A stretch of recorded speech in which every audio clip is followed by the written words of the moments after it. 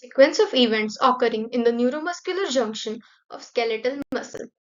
The overall steps include neural impulse, arrival, calcium influx, acetylcholine release, binding to receptors, end plate potential development, and then destruction of the acetylcholine.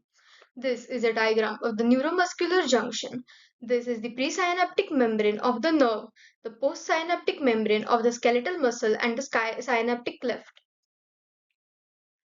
Now, when the nerve impulse reaches the presynaptic membrane, the voltage-gated calcium channels opens and calcium influx happens. To see this in detail, when the potential travels down the axon and reaches the nerve terminal, depolarization of the nerve causes calcium-gated channels present at the nerve terminal to open.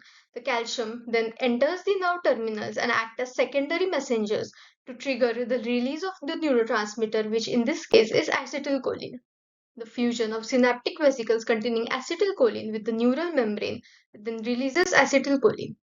Now, the calcium ions are believed to activate calcium calmodulin dependent protein kinase, which phosphorylates synapses protein.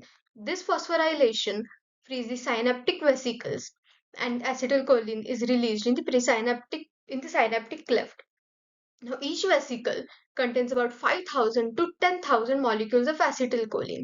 When the vesicles containing acetylcholine reach the presynaptic membrane, the active zone has proteins called SNARE, which are important for fusion and exocytosis of acetylcholine into synaptic cleft. The acetylcholine now binds to postsynaptic membrane, which opens the ligand-gated sodium channels, which causes influx of sodium in muscle cells, and an end potential is developed. Now, acetylcholine, now two molecules of acetylcholine are attached to the receptors. Now, when two molecules are binded, this causes conformational change in the receptors present on the postsynaptic membrane, and this causes the opening of the channels and sodium influx happens. Now, the acetylcholine channels are about 0.65 millimeter in diameter, and this specification causes it to allow only passage of sodium, potassium, calcium, which are positively charged and lower in diameter, to pass through it. Now, after the influx of sodium ion, a local positive potential change happens inside the muscle fiber membrane, and this which is called the end plate potential. Now, the end plate potential initiates an action potential that spreads along the muscle membrane, causing the muscle contraction.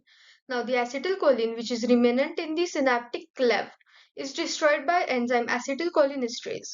The acetylcholinesterase splits the acetylcholine into acetate and choline, and a small amount of the remnant acetylcholine diffuses out of the synaptic cleft. Now, this is important to ensure that re-excitation of the muscle fiber does not take place. Now, this is a summary of the events. Now, the action potential, when the action potential reaches, the calcium channels open, which causes entry of calcium from the ECF into the nerve, which causes the release of acetylcholine into the synaptic cleft.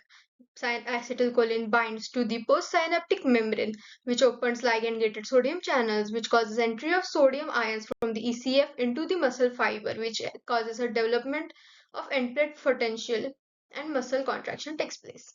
Thank you.